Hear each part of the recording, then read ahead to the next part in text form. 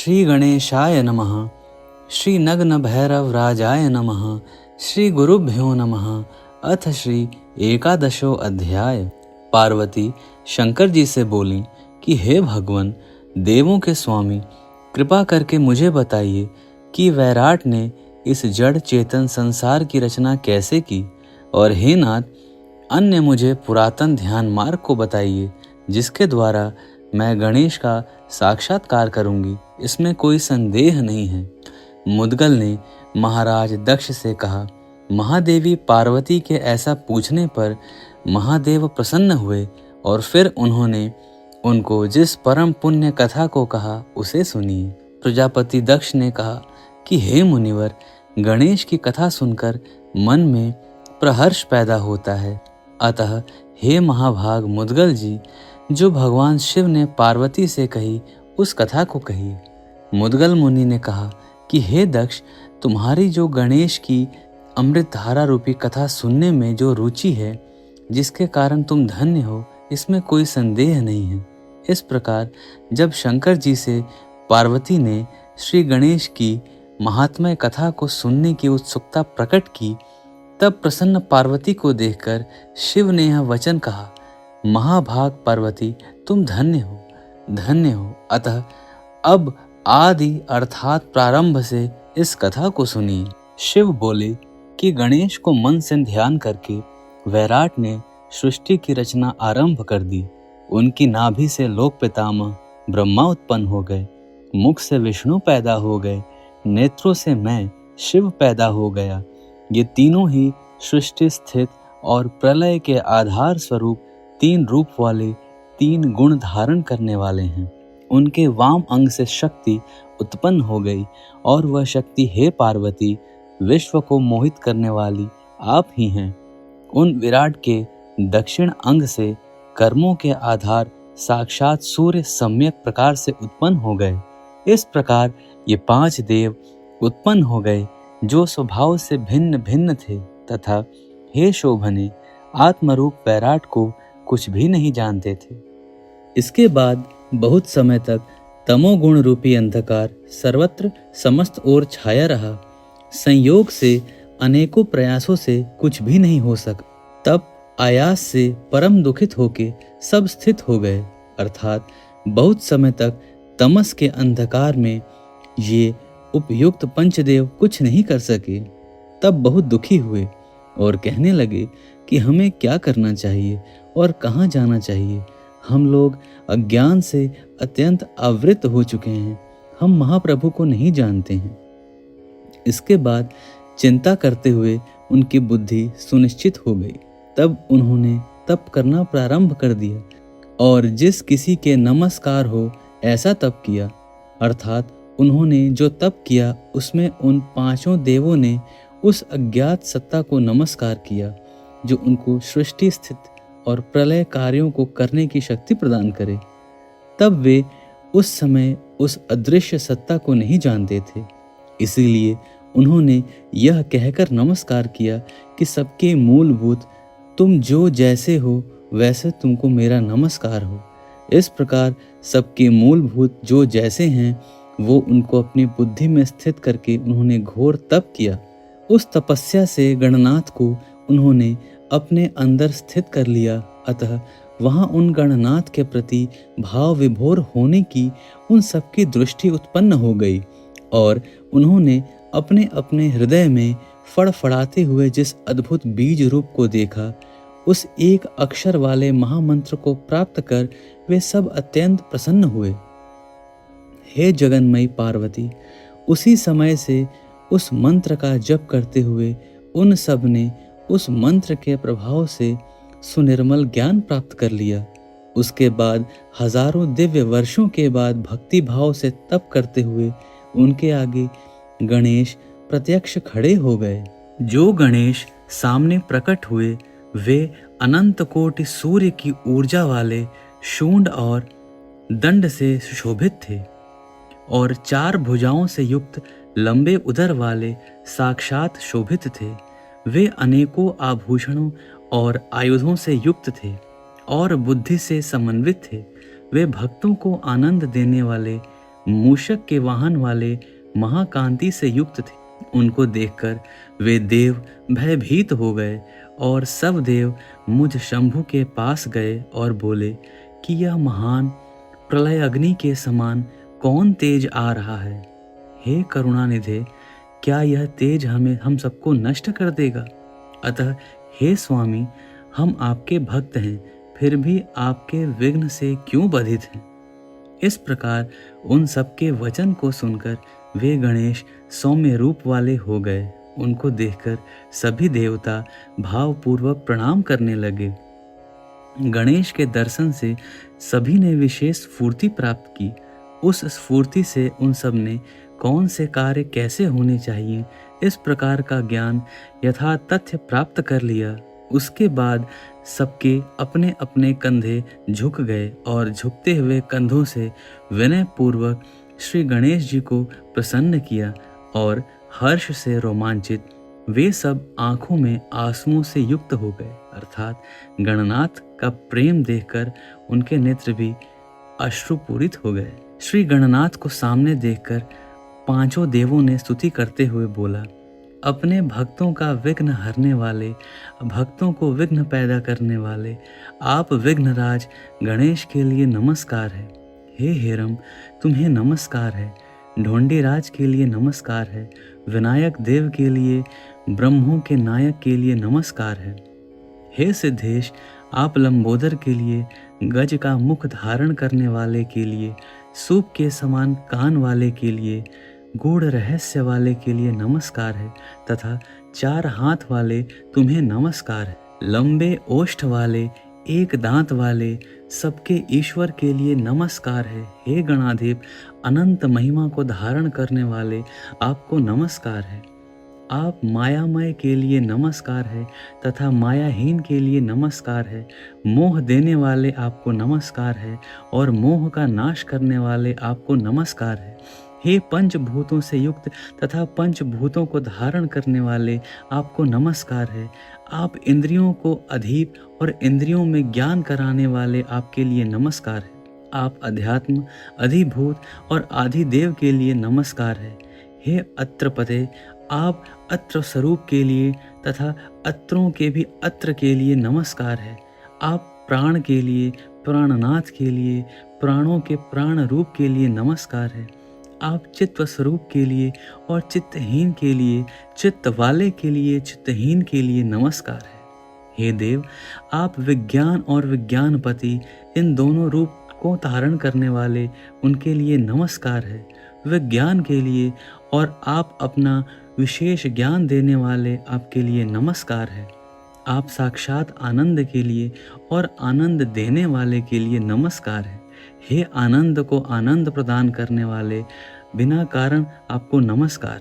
आप चैतन्य स्वरूप के लिए, यत्न रूप के लिए और चेतना धारण करने वाले के लिए नमस्कार है तथा चैतन्य जीवों को अपनी चेतना देने वाले आपको नमस्कार है तथा आप बिंदु मात्र और बिंदुओं के स्वामी प्राकृत रूप के लिए नमस्कार है। आप ही भेद और अभेद दोनों हैं। ऐसा भेद और अभेद रूप आपको नमस्कार है तथा प्रकाश स्वरूप आपको नमस्कार है। पंचदेवों ने कहा कि आप सोहम मात्र के लिए, शून्य रूप के लिए, शून्यकार के लिए, देह वाले के लिए, शून्यों के शून्य रूप पुरुष के लिए नमस्कार है। आप ज्ञान रूप के लिए, ज्ञान के स्वामी के लिए तथा ज्ञानों को भी ज्ञान कराने वाले के लिए, मन और वाणी विहीन के लिए नमस्कार है। हे विदेह रूप आपको नमस्कार है। हे विदेहों के आधार आपको नमस्कार है। आप विदेहों के विदेह के लिए, सांख्य रूप के लिए नमस्कार है। पांचों देवों ने कहा कि हे गणेश, आप अनेकों भेद धारण करने वाले आदि मूर्ति के लिए, असत स्वानंद रूप के लिए, शक्ति रूप के लिए हमारा नमस्कार है। आप सदा अखंड अर्थात कभी खंड न होने वाले, हे भेद और अभेद से रहित, आप अमृत रूप के लिए, भेद और अभेद से रहित के लिए, सत आत्म स्वरूप के लिए, सूर्य रूप धारण करने वाले के लिए हमारा नमस्कार है। आप सत्य असत्य विहीन के लिए, समान स्व आनंद मूर्ति के लिए, आनंद कंद विष्णु के लिए नमस्कार है। आप अव्यक्त के लिए, परेश के लिए, नेति नेतिमय के लिए, शिव के लिए, सदा रहने वाले के लिए, मोहहीन के लिए नमस्कार है।